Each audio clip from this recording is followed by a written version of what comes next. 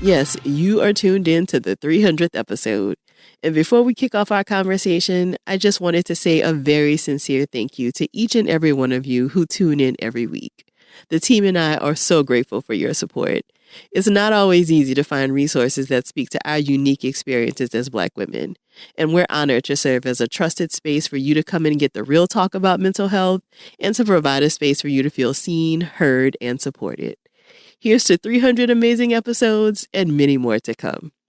Let's take a quick break and then we'll get into the conversation.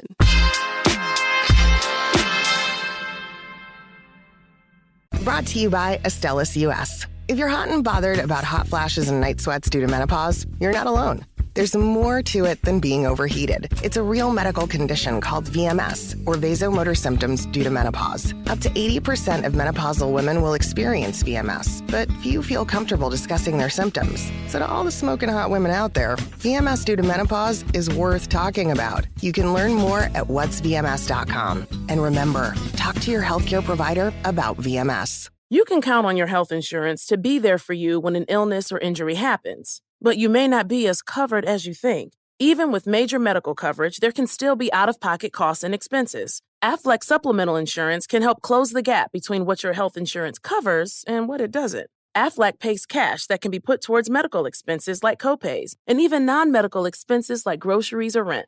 Get help with expenses health insurance doesn't cover. Visit aflac.com to learn more. AT&T believes in the things that keep their value over time. Like those expressionist paintings all our grandmas had in their living rooms. That good cast iron skillet that holds the secret ingredient to all those passed down recipes. The quilt your aunt intricately made by hand. A dead stock pair of sneakers. And at AT&T, even your old Samsung phone can have surprising value. Because the deal is back. Get a new Samsung Galaxy phone when you trade in your old one. Ask how new and existing customers trade in a Galaxy phone, any year, any condition, and get a free new Samsung Galaxy S23. Limited time. Requires trade-in of Galaxy Note SZ series smartphone. Terms and restrictions apply. See att.com for details. This week, I'm pleased to be joined by today's distinguished guest, Eboni K. Williams. Eboni is an accomplished lawyer, author, and pundit who brings her legal expertise to various platforms. She is the host and executive producer of the NAACP Image Award-nominated podcast, Holding Court with Eboni K. Williams, and the author of Bet on Black, The Good News About Being Black in America Today. Eboni joins me today to discuss her roots as a trial attorney, her experiences as a Black woman in the legal field, and parlaying her law degree into the media industry and beyond. If something resonates with you while enjoying our conversation, please share it with us on social media using the hashtag TBGInSession. Or join us in the Sister Circle to talk more in depth about the episode. You can join us at community.therapyforblackgirls.com. Here's our conversation. So excited to chat with you today, Eboni. Thank you for chatting with us today. Absolutely. Longtime fan, Dr. Joy. You used to come on Revolt Black News a lot when I hosted, so this is lovely, full circle. Indeed, indeed. Always a pleasure to chat with you. So you have worn so many hats throughout your life and career. So in terms of being a lawyer, a podcaster, a host, former member of the cast of Real Housewives of New York. But I want you to take us back to very young Eboni on the campus of UNC Chapel Hill and talk to us about her and what did she want to do in becoming a lawyer, and how do you think that has changed, or how has it stayed the same, or some of those same motivations there? Oh, young Eboni. She was so precocious, so full of energy, so full of curiosity. Always knew she wanted to be a lawyer, as I write about in my new book, Bet on Black, The Good News About Being Black in America Today. I think I was a bit fortunate in that I always had a clear sense of my what, and over time I realized my why. So I knew I always wanted to be an attorney, mainly because people were always telling my mother, Gloria, who raised me as a single mom and only child, that with that mouth, she's got to be a lawyer or an actress. I was always raising my hand first, asking a million questions. So it was clear from a young age for me, Dr. Joy, that something in the advocacy space, being a voice for the voiceless, was going to be my route in life. So I always knew I wanted to be an attorney. What I would say has evolved over time is my why. I believe that I started into the career path of being a lawyer and an attorney because I wanted to be credible as a Black woman in America. I think that what we do know is that there are tragic presumptions around Blackness in terms of our intellectual prowess, in terms of our credibility as professionals, and frankly, as our qualifications to be in spaces, right? And I think because my mother was born and raised in the segregated Jim Crow South, Southeast Louisiana, which I know your family's from as well. Shout out to Meat and Tangipahoa Parish. She had the good sense to know that as a Black girl, speaking about this Black girl she was raising, me, named Eboni, Kiana Williams, growing up in the American South, that I would have to contend with a lot of preconceptions and misnomers about who I was as a Black woman in America. And so taking that and marrying it with what I saw as spaces that were deemed highly credible and revered, which were professions in medicine, law, engineering, go unchallenged, more or less, in terms of, okay, if you show up and you are of that professional caliber, there's going to be some presumptions around work ethic, qualification, and ability. That was a lot of my why as to why I wanted to be an attorney. I wanted to take some of those questions off the table when I entered a room as a Black woman, and a young presenting Black woman at that, right? I started practicing at 23. I wanted those questions to be null and void on arrival. So those were my original whys. Where I have evolved is now, of course, my why is deeply centered in the celebration and amplification of Black women more broadly. It's less about proving who and what we are to others, and it's more about being very clear and convincing, to use a legal term, clear and convincing evidentiary standards of who we are to each other and to ourselves. I love that. And I feel like I want to come back to that because I feel like there are some mental health implications that come with that load of kind of having to do all of these things, right? Like, and I think a lot of us like have that same kind of story of our parents feeling like we needed to do a thing to be able to survive in this world, and the mental health toll that that really takes on us. But I want to put a pin in that so I can get a little bit more from your history and kind of hear about your experience with the law.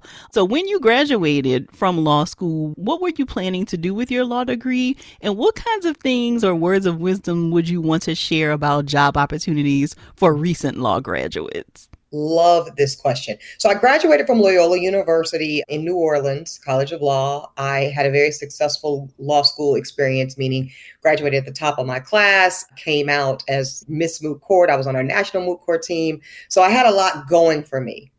But I have to pause here, Dr. Joy, and tell you the authenticity of my mother, Gloria, who I just spoke about. Even with all of that accolade, and I passed the bar on my first attempt, which was a blessing, again, at 23 years old. I wanted to be the next Johnny Cochran. I knew I wanted to be a trial attorney of high success. But as a lot of law students will tell you, the jobs, the big 6-ish figure jobs are few and far between, particularly when you start talking about being a Black person in the law.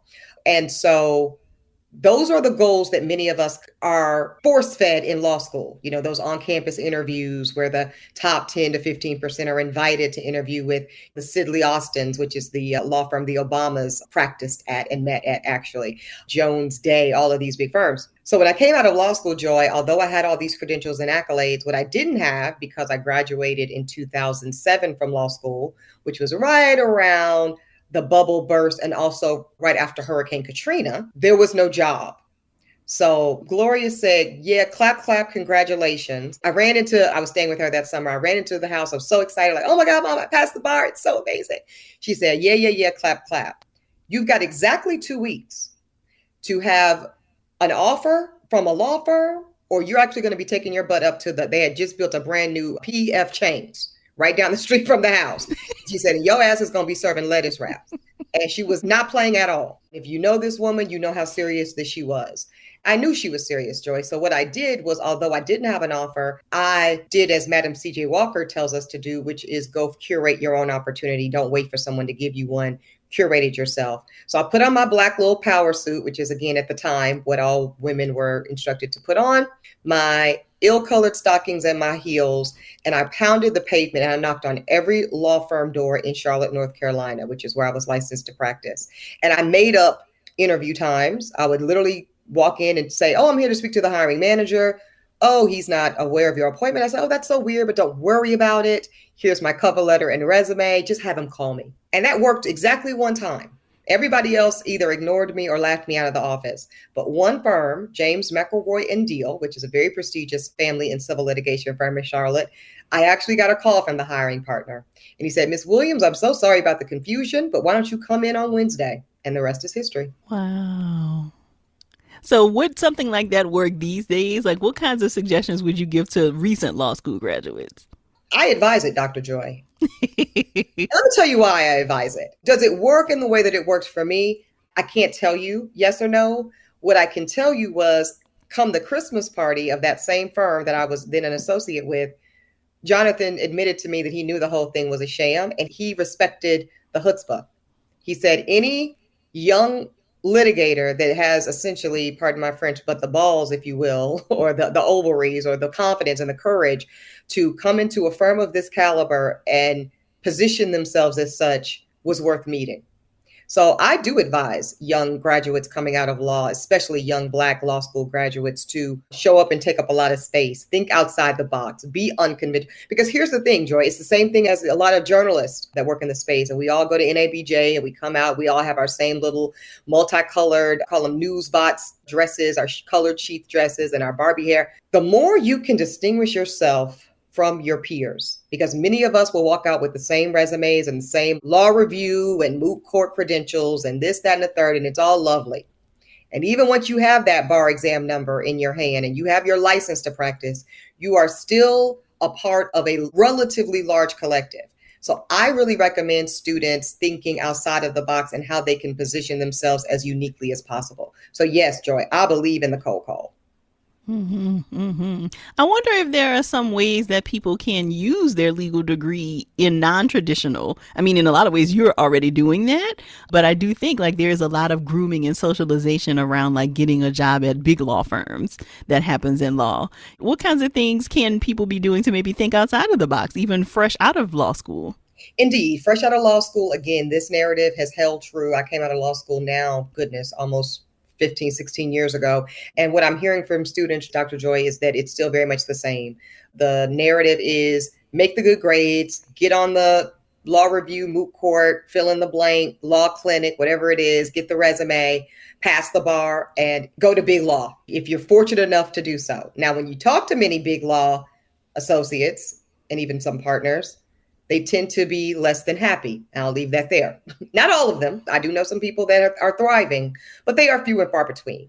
So I think that it's important for young people, or people, period, because I do think it's important to make space for Black students who go to law school in, quote, non-traditional times in life, who have had a whole nother career. In fact, I think this is really advisable to have a career in another space, finance, business, education, you name it, medicine even, and then pivot at one point in time to pursue a legal career. And I think that is really advantageous to those people that come to the table with another perspective. So whenever you find yourself coming out of law school, I think you should really open yourself up to non-traditional pathways, like you're saying, Joy. Think about working at public defender's offices. When I left big law and I left the big six-figure job a little less than a year into the game, I went to be a public defender, which for me is where I really cut my teeth. And I say I really learned how to practice law. Think about going to prosecutor offices. I really want to say that very loudly, Dr. Joy. I was talking to a colleague of mine in the space of law and media, and that is my SOR, Bernarda Villalona. And she was a prosecutor in Philadelphia at the start of her career. And she got a lot of slack from the culture because the culture understandably has a lot of skepticism when it comes to Black folks in prosecutorial spaces. But we will tell you, there is no one more powerful in a courtroom other than a prosecutor and a judge. So we need to see more Black faces occupying those spaces. Outside of that, there are people that go straight into what an in-house position looks like. Now we think of that as general counsel. That can be like a high up position that normally people graduate to, but you'd be surprised as to how many startups and small businesses could use legal counsel of a more transactional sort. My lawyer, because I'm no longer practicing law and now I work as a businesswoman who is a content creator and producer. So my lawyer's on speed dial. My lawyer is an IP lawyer. She's an intellectual property lawyer, and she is a business attorney in entertainment. She's fundamental to the game. So, and she used to be my mentee when she was in law school. So I think the space is wide open, Dr. Joy. I think a law degree, a JD, is the fundamental, most flexible postgraduate degree one can have, because you can really take up space in traditional practice of law, in business, and just in executive leadership beyond just the practice of law. So you've used a lot of terms that I want to make sure we define for our community who are non-lawyers. So you have had experience as a public defender, you've worked in civil litigation, you've been in private practice. Can you define some of those terms for us? So what does it mean to be a public defender? Sure. So a public defender is a lawyer who works in the criminal space. So we're doing criminal law. And how I talked about the prosecutor is the individual that brings the charges against someone accused of a crime. That public defender is there to make sure that prosecutor does their job, Dr. Joy. We are there to defend the civil and human and constitutional rights of all defendants that appear in court. And we are public defenders because we represent the indigent. Indigent is a term that essentially means the poor, the impoverished, those that cannot afford to pay for their own legal defense. It's in our Constitution that everybody gets a legal defense. Enter public defenders. And we can sometimes also get a bad rap in broader society. I assure you that I and so many other public defenders, y'all, are incredible attorneys. We are brilliant, bright legal minds, and we really take our work very seriously. That's the public defender. Civil litigation. Civil litigation is when it's not about going to jail, it's about paying the money. So civil law is about not the criminal aspect where you do go to jail if you're found, quote, guilty or in the wrong. In civil law, if you're found, quote, in the wrong, you are deemed to be liable and responsible for money damages. A great example of this is O.J. Simpson, right? O.J. was tried in criminal court. He was found not guilty in the criminal court. The families of Nicole and Ron brought civil litigation charges. O.J. was found liable in the civil court of law. Thus, he had to pay the family millions of dollars in money damages. Got it. Thank you for defining that for us. Sure. So I am sure like doctors, when they watch shows like ER and those kinds of things, I know that there are tons of law shows that I'm sure you have seen or maybe heard about. And I'd love for you to talk to us a little bit about what some of those shows get wrong. Like what are some of the kind of common misconceptions you see come up, and how is that different from the reality of what actually happens in courtrooms? Yeah. Dr. Joy, I actually love watching law movies and law television shows. Some of my favorite movies are Philadelphia, around Tom Hanks's homosexual and AIDS patient suing his law firm. I love Law and Order.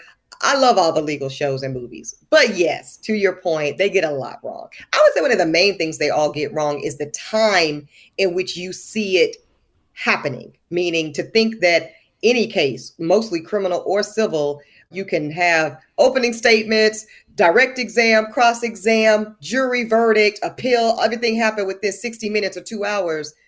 Child, please. It's never that. And one of the reasons that most lawyers will tell you that they probably love the law, but can get frustrated with the law is the bureaucracy of the law, whether it's criminal work or transactional work or civil litigation work.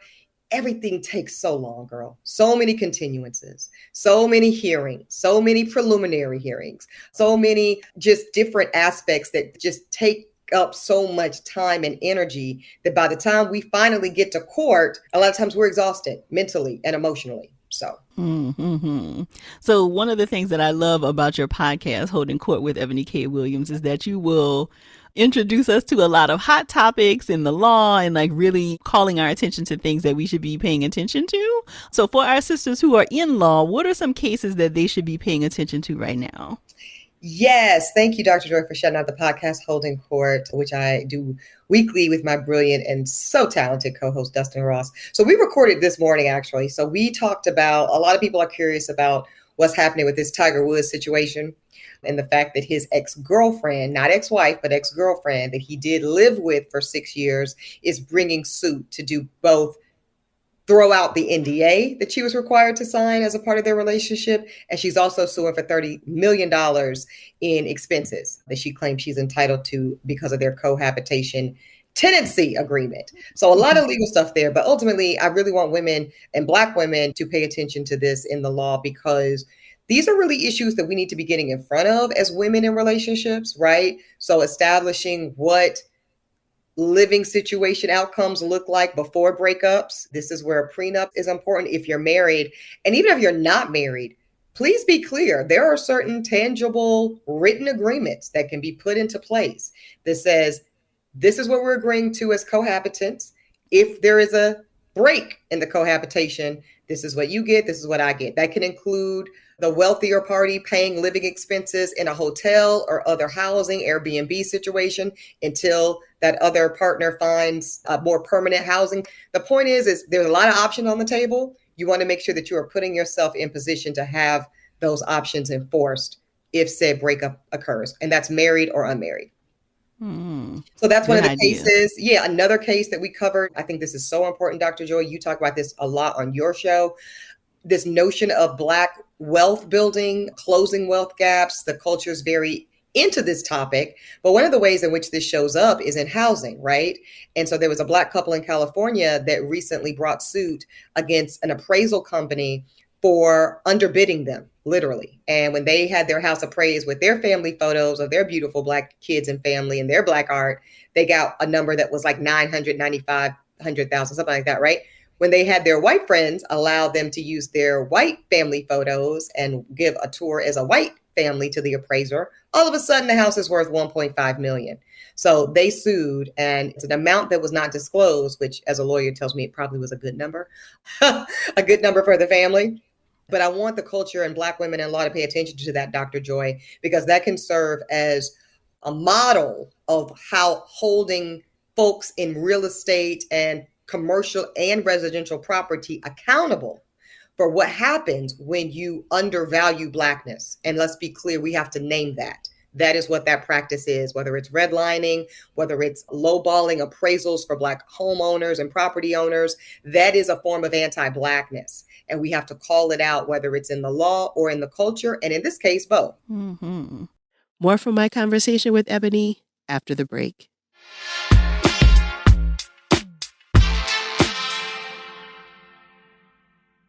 Another week, another free pass to entertainment. Check out all the shows and movies you can watch with Xfinity Flex. No strings attached. Face the darkness in the season 2 premiere of Yellow Jackets from Showtime. Crack open the history vault and dig into shows like America, The Story of Us. Then watch free picks from networks like Disney Story Central and more with the kids. Give your ears some love with Hit Nation Junior on iHeartRadio. Easily discover new free content each week across the best streaming apps. Say "free this week" into your Xfinity voice remote. Most TVs are smart nowadays, but with busy home screens and remotes with too many or too few buttons, smart shouldn't mean complicated. That's why Roku TV is the smart TV made easy. The customizable home screen puts your inputs, streaming favorites like iHeart, and free live TV all in one place. From simple settings anyone can understand, automatic updates with the latest features, and much more, Roku TV is more than a smart TV. It's a better TV. Learn more today at Roku.com. Happy streaming. AT&T believes in the things that keep their value over time, like those expressionist paintings all our grandmas had in their living rooms, those smooth soul vinyl records that let you hear music's purest form, that good cast iron skillet that holds the secret ingredient to all those passed down recipes, the quilt your aunt intricately made by hand, a dead stock pair of sneakers. And at AT&T, even your old Samsung phone can have surprising value because the deal is back. Get a new Samsung Galaxy phone when you trade in your old one. There aren't a lot of things that hold their value over time, but AT&T values your Samsung. Ask how new and existing customers trade in a Galaxy phone any year, any condition, and get a free new Samsung Galaxy S23. Limited time. Requires trade-in of Galaxy Note SZ series smartphone. Terms and restrictions apply. See att.com for details. So you mentioned, and you're talking about it now, like you've moved from practicing law to using all of your legal expertise as a podcast host in lots of different ways in the different varieties in the media. So can you talk a little bit about how your experience as a trial lawyer really helps you to do the TV work that you do? Simply put, Dr. Joy, I could not do what I do in television, on podcasting, or even as an author without my years of experience as, for me, a trial lawyer. My ability to do what I do on Holding Court, my ability to do what I do on The Griot with Eboni K. Williams, which airs on The Griot every night at 6 Eastern. And of course, what you read a lot of in Bet on Black, The Good News About Being Black in America, and even in my first book, Pretty Powerful, my lens is that of a Black woman attorney. And that lens, whether I'm in a courtroom at a bail hearing or whether or not I'm sitting in front of a podcast mic kikiing with Dustin Ross, that lens is the same lens. The issues, we have this term in law school and practicing law is called issue spotting. My ability to produce Holding Court, which I executive produce, right, is reliant upon my ability to look at a news cycle on any given day and say, these are the issues we need to look at. I'll give you an example, Dr. Joy, the Mike Epps headline. So everybody's talking about the fact that Mike Epps was, I don't have to say allegedly here because he has admitted to his possession of, as he calls it, a pistol in his Instagram apology, where he says he forgot he had a pistol in his backpack when he was at the Indiana airport. And everybody's talking about that as the headline. That's not where my mind went.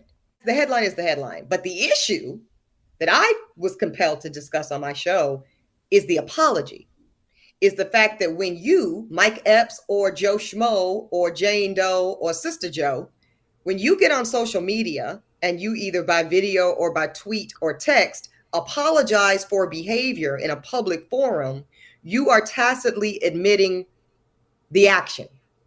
And while from a PR standpoint or a narrative standpoint, Dr. Joy, that might be advantageous to some level, from a legal standpoint, you have now tied my hands.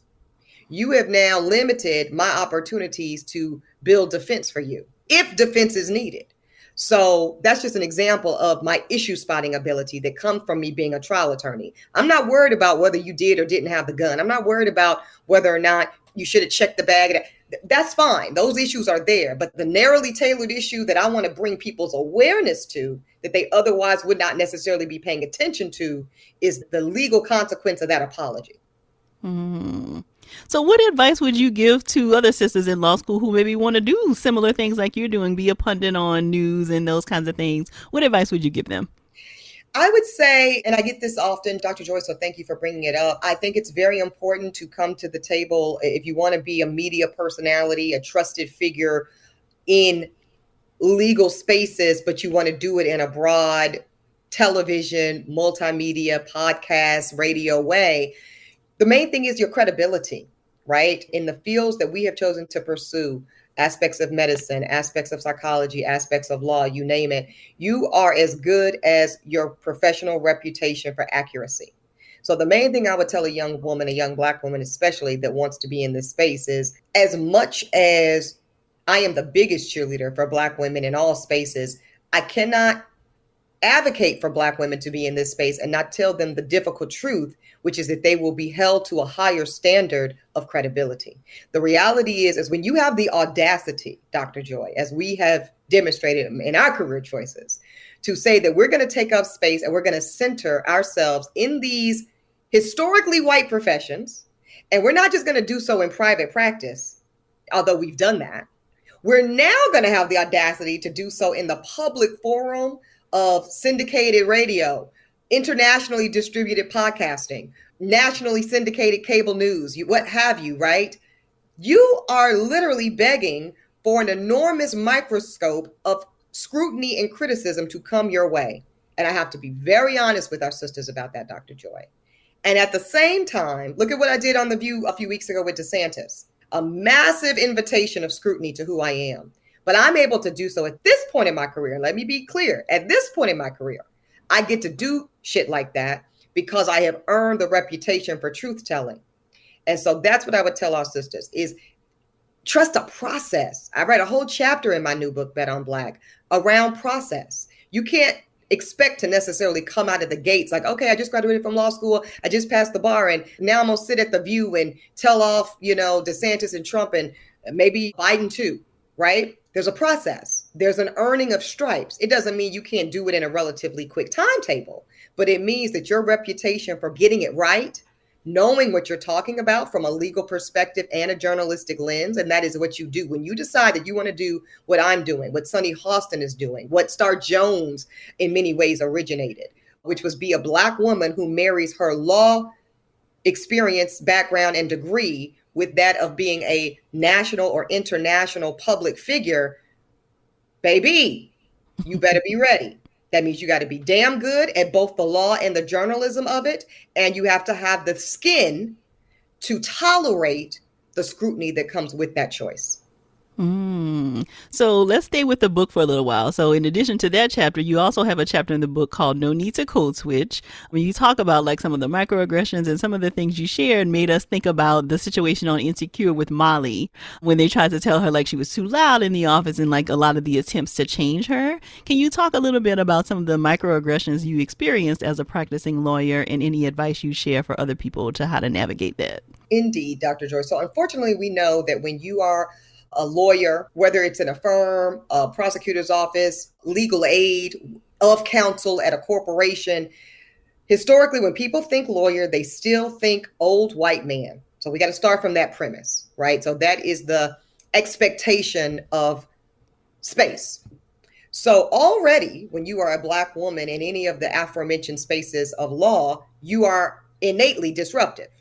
So let's just sit with that. Just your mere presence, your mere doing your job every day and showing up to work is already making some folks uncomfortable before you've opened your mouth.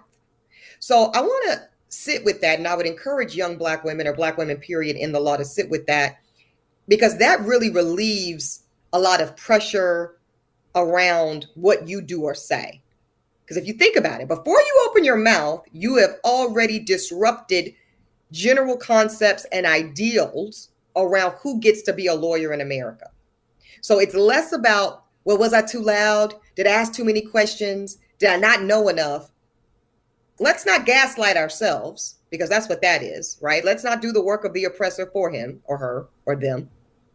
So let's not gaslight ourselves about the what we did, and just remember that our mere presence is disruptive in its entirety. Then traditional notions of accommodating white comfort. And by the way, when I talk about white comfort, it ain't just white people that hold expectations of white comfort, Dr. Joy. Unfortunately, as we saw in the Molly example, some of her own Black colleagues, when she did go to the Black law firm even, were still bothered because they were so conditioned to expectations of whiteness. So a lot of this work that I talk about in the book is around divorcing ourselves as Black women in law from white comfort, and divorcing ourselves as Black women in law and life. Mind you, everything I'm saying about the law, Dr. Joy, applies to life. These are life hacks, right? But it's also divorcing ourselves from the need, the requirement from collective Black buy-in.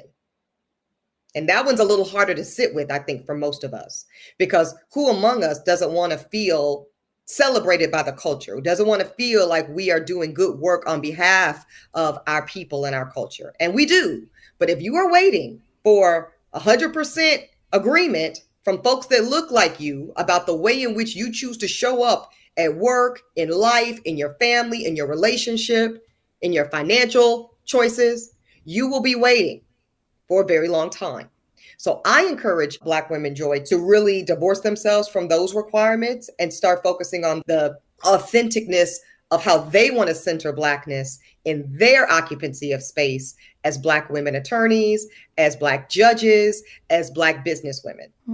So let's stay with the authenticity for a little bit, because we do know, in addition to what you talked about, like there is all this additional scrutiny around styling choices, especially for Black women, in terms of how we style our hair and what colors are we wearing and, you know, all of that stuff. So what does it even mean to show up authentically, especially in the spaces that you've occupied? This is where being liberated, Dr. Joy, is really important. What does it mean to show up authentically? It means exactly what you, individual Black woman, says it does. It's nothing more or less than that. So I'll give you an example. I talk about this in great detail in my first book, Pretty Powerful: Appearance, Substance, and Success, where the whole book is premised on the notion of what we look like as women in the world matters and deeply correlates with our professional ascension. Now, while that is a tragic reality, I think it's trash. That's the case, right? As Marsha Clark says in the book, who I interview, we should be able to show up and try a case in a burlap sack if we wanted to. But that is not the condition of the world we live in. And up and until it changes, we are where we are. So there would have been a time in my life, Dr. Joy, where I would not have even done this interview with you wearing the hoodie I'm wearing right now. Let me tell you the narrative that I was tethered to at that time. This makes Black women look bad, right? To just be seen in something that wasn't demonstrative of modeling respectability politics. That wasn't the classic black, navy, or gray blazer suit. That wasn't the crisp white collar shirt. I'm intentionally not wearing lipstick today. And a lot of why I made the aesthetic choices that I've made for our particular conversation, Dr. Joy, is because I really want this conversation to be accessible. And a lot of times when we as women, especially as Black women, especially as kind of classically or commercially described attractive Black women, show up with all of the lashes and all of the beat and all of the extra, which I love the extra, child. But sometimes it can serve as a barrier for people really resonating and connecting with the content. And that was something I didn't think that we could afford to do in this conversation. So this is a very kind of stripped down version of my on-camera aesthetic. So that's the thinking there. As for the sweatshirt, it's a sweatshirt with a very pronounced message that talks about generational curse breakers. And that's very important to what I'm doing in this work at this point in time. And I think it's very germane to the conversation we're having. So there was thought here that is in tension with what we say historically women and professional women and lawyers should look like if they want to be taken seriously. And yet I am challenging those around me by the choices I'm making in this particular aesthetic. And so that's the liberation. So this is my authenticity in this moment. And check me an hour later and it might look totally different. Mm-hmm. So really about bringing who you would like to bring to any particular space and having that be defined by yourself. And having it be defined by yourself. Therein lies the liberation, Dr. Joy. Yeah, yeah. More from my conversation with Eboni after the break.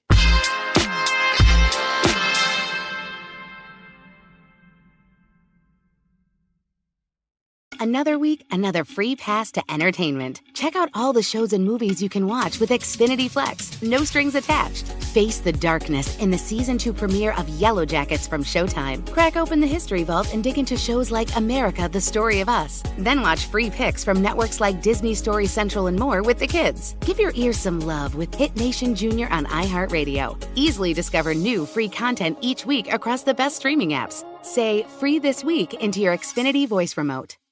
Most TVs are smart nowadays, but with busy home screens and remotes with too many or too few buttons, smart shouldn't mean complicated. That's why Roku TV is the smart TV made easy. The customizable home screen puts your inputs, streaming favorites like iHeart, and free live TV all in one place.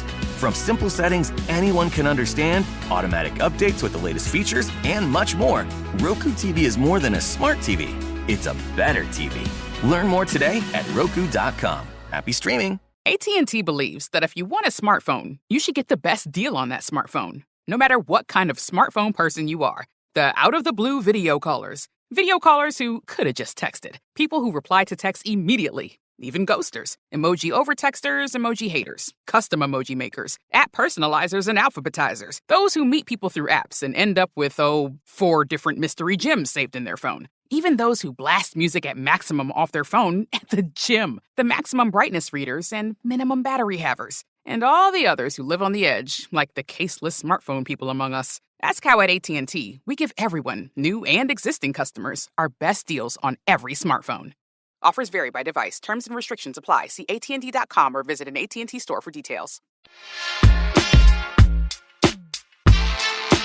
So this fall, you're adding yet another title to your long list. So you'll be the youngest judge on syndicated daytime television with Equal Justice with Judge Eboni K. Williams. So tell me, what interested you in having a daytime court TV show and how it's going to be different than any other show we've seen? It's just fun. Like, who in the world would not love the opportunity to sit above that bench and hold that gavel and pontificate on the crazy that goes on in daytime court? So that's one of my whys. I do a lot of work. It's extremely intense and it's extremely rewarding. But at some point, you got to have a little fun. So that's a part of my why for wanting to do Equal Justice with Judge Eboni K. Williams. The other thing A lot of my work early in my career, Dr. Joy, my work on Fox News and cable news generally, CNN, HLN, NFL Network, it was tethered to only the work, and I was not able to bring my personality to the work because that's the mandate of doing the news, right? The news does not necessarily care about, that's for talk, right? Talk shows, The View, which is why I love doing it, The Breakfast Club, right? Those are spaces that are around your personality and are personality-driven platforms. But when you're talking about the things that I really built the foundation of my career doing, people didn't even know who I was as a personality until, for a lot of people, Housewives or Breakfast Club. So that's really been only the last 5 or 6 years. And I've been doing just the broadcast stuff, Dr. Joy, for about 12 years. So part of wanting to do the judge show, Equal Justice with Judge Eboni K. Williams, is finally, this is the culmination of my ability to be exactly who people hear on Holden Court. A brilliant legal scholar who has an innate, almost uncanny sensibility when it comes to the law. I know the law like the back of my hand and like my first, middle, and last name. I really do. I love the law. Let it be known. And all of the shenanigans of who I am as a woman and as a personality. So those are the things. How it's going to be different, exactly what I just ended with. The reality is nobody can be you like you can be you. So this is not going to be an impersonation of Judge Judy or Judge Mathis, or Judge Joe Brown, or Judge Maybelline. And God bless all of those titans of industry, because that's exactly what they are. But respectively to them, now is the time for something else. In addition to, right? Judge Mathis is now my network partner with Allen Media Group and Entertainment Studios, which is an incredible honor, right? And yet the culture, I believe, deserves a fresh take, a new iteration of what daytime court is for this moment culturally. And so I'm very excited to bring that. I'll give you a good example. There's been a lot of critique, I believe rightfully so. I was one of the first voices of searing critique of what Chris Rock is currently doing in comedy. And some are jumping to his defense to say, well, he's from an era where those types of jokes, Dr. Joy, that come at the obvious expense of Black safety and Black liberation, those kind of jokes were permitted, were being operative. I think that's how I feel about daytime court, to be candid. I think that there have been historic levels of anti-Blackness that have shown up in courtrooms with judges who were Black, white, and other. And it was permitted at that time, culturally. Thank God, when we know better, we do better. Thank God. And thank God, because we are at a more culturally elevated and culturally conscious point in time in our existence, we get to do daytime court in a way that is funny, entertaining, compelling, interesting, engaging, and yet still reveres the treasure that is Blackness. What you will never see in my courtroom, that unfortunately we have seen in other people's, is me taking slights, making digs, or trying to be cute at the expense of Blackness. It'll never happen. So I'm curious, Eboni, how are you staying connected to like learning? So you clearly have to stay on top of what's happening legally. You talked about yourself as a legal scholar. How are you staying on top of that, even though you're not practicing? I read, Dr. Joy, I read. It's really important for me to communicate how important reading is. And when I say reading, Dr. Joy, we live in the technology age. We live in the information age. That could be audiobooks. That can be listening to articles. I subscribe to a lot of news. That's what I do. So I subscribe to the New York Times, Washington Post, The Atlantic, The Athletic, PBS. People want to know, like, damn, why are you so swaggy? Why you walk in a room and just take up so much space and so much bravado? Because Dr. Joy, the reality is, and I don't care how it sounds, when I walk into 99.9% of rooms I walk into, yes, including the ones here in Midtown Manhattan, I already know I'm walking in knowing more, looking better, and just harder working than most people in the space.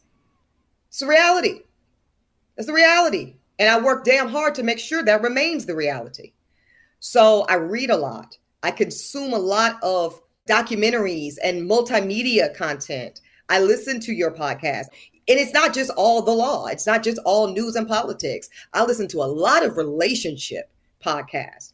I listen to Paul C. Brunson. I listen to my friend now, Damona Hoffman. Like, I just indulge and consume from the brilliant minds like yours and our peers that I have availability and access to. So that's really how I stay on the top of my game.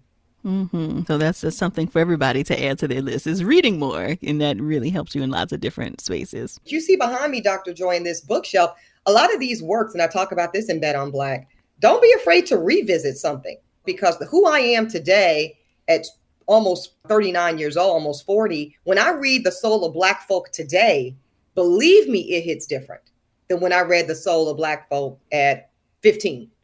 When I read the narrative of Frederick Douglass today, that is a totally different lens and experience in which I'm consuming that at age 8 or even age 22 or even age 32. So I encourage our people, especially, to read, because y'all, there's a reason. I go into all this detail in the book, as you know, Dr. Joy. There is a reason it used to be punishable by death for Black Americans to read on this land, because in the pages of the books are the liberation points. When you know who and whose you are, which you're best learning that to me through information, it's hard to oppress and subsidize and make you subsidiary. You just kind of innately show up in a different posture when you know exactly your authentic story. So I want to go back to that mental health conversation that we talked about earlier. And just, it sounds like, again, your story is very much like a lot of young Black women in that, we've been conditioned in this, like, work twice as hard to get half as much. And there definitely is a toll on your mental health, I think, because of that. So can you talk a little bit about how you have taken care of your mental health as a practicing lawyer and even now?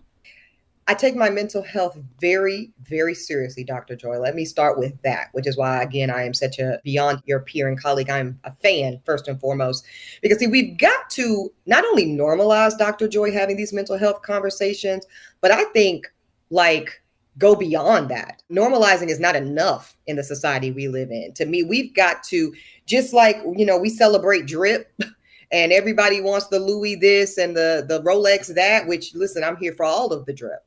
But if you ain't in therapy, I'm probably looking at you sideways, personally, because that is an investment unlike anything else. It is an appreciable asset. My ability to do what I do at the level in which I do it is wholly contingent on my ability to be mentally and emotionally well.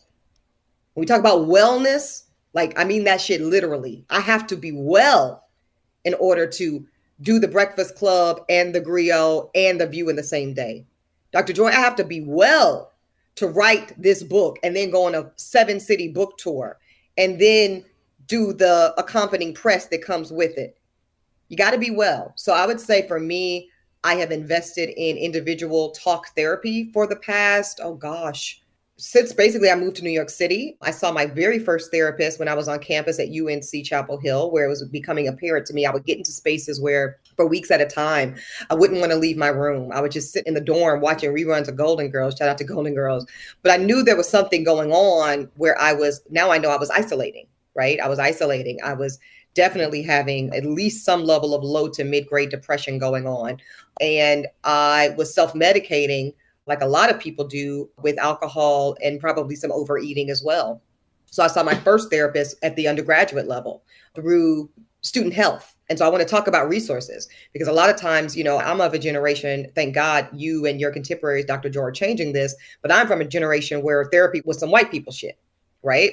And especially if you were raised in the church or with a faith practice, it was not of God. Right. So I want to really challenge the culture here when we start talking about the importance of making space for authentic Black identity and mental health treatment and therapy and faith and beliefs in whatever your higher power is. And it's not an or, it's an and.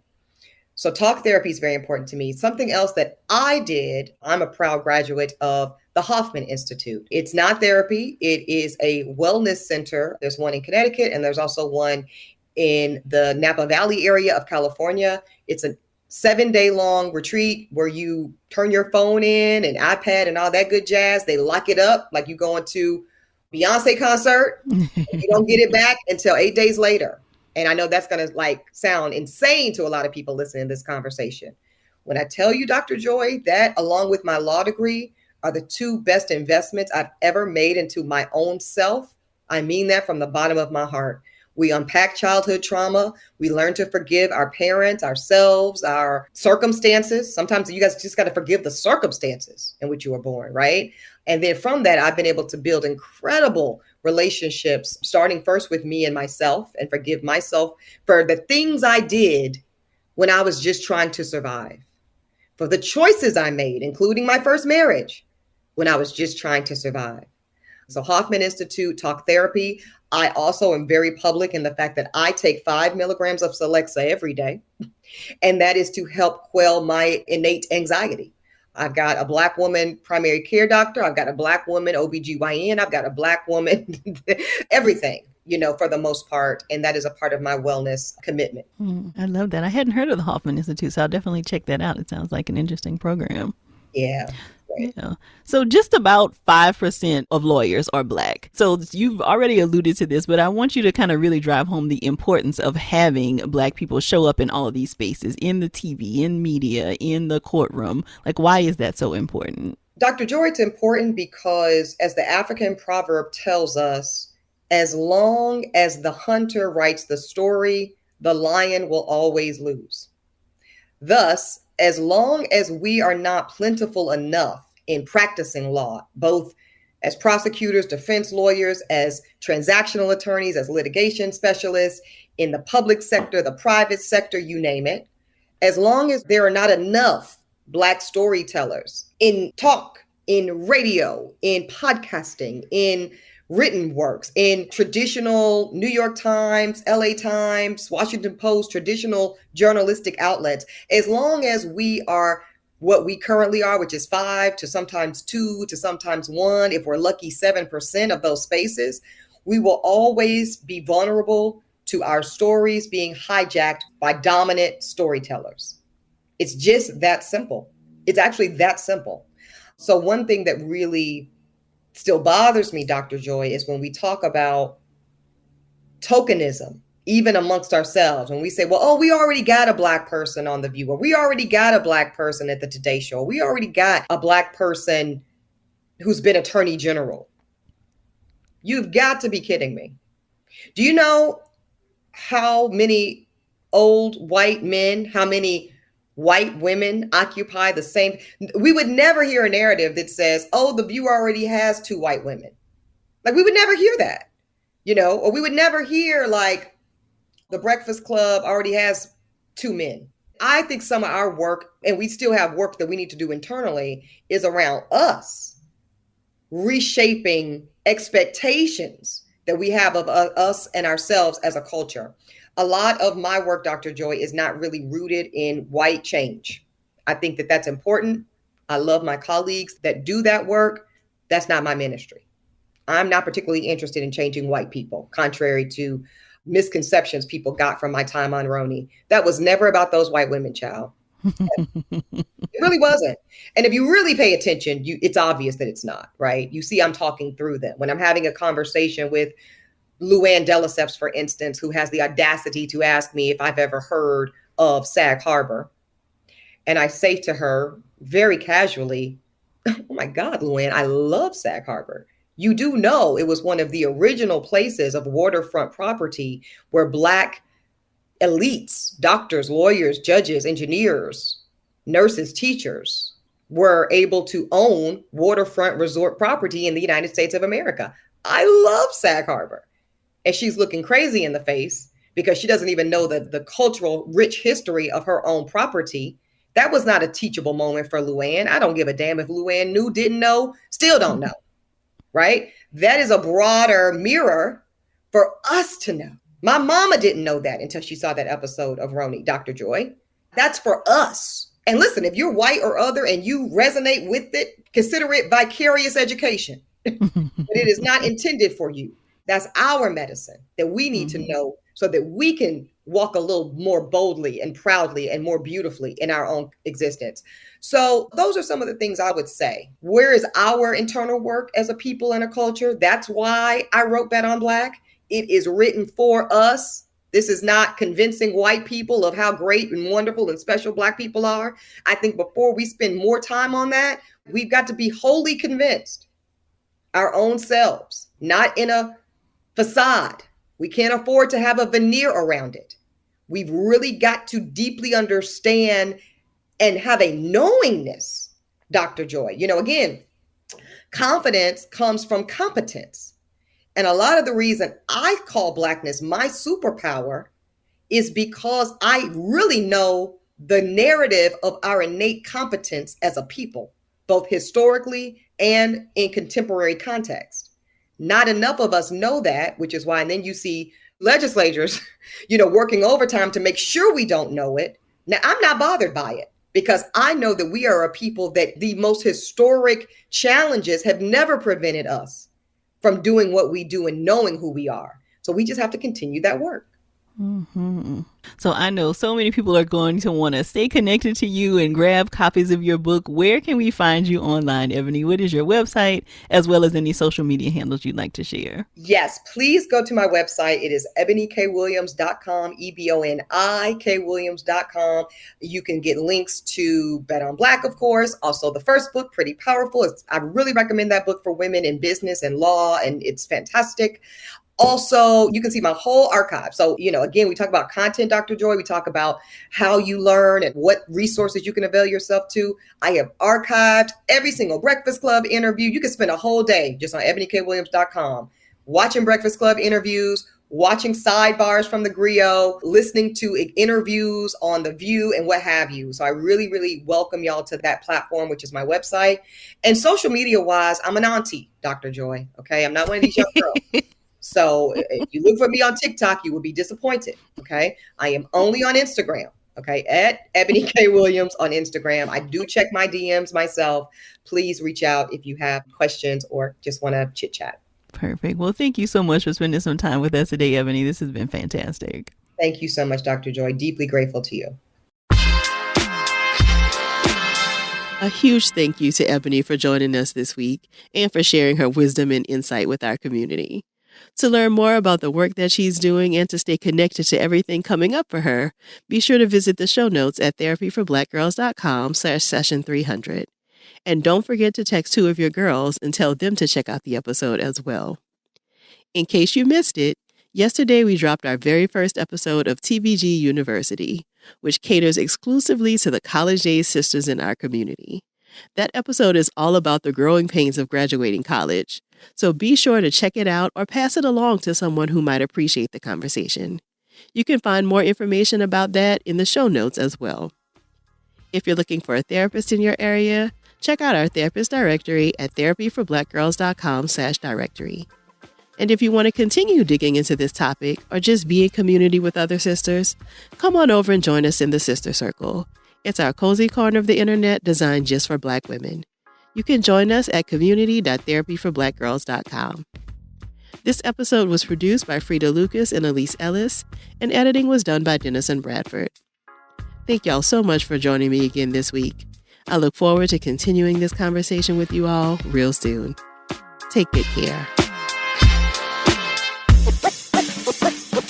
Brought to you by Ellice US. If you're hot and bothered about hot flashes and night sweats due to menopause, you're not alone.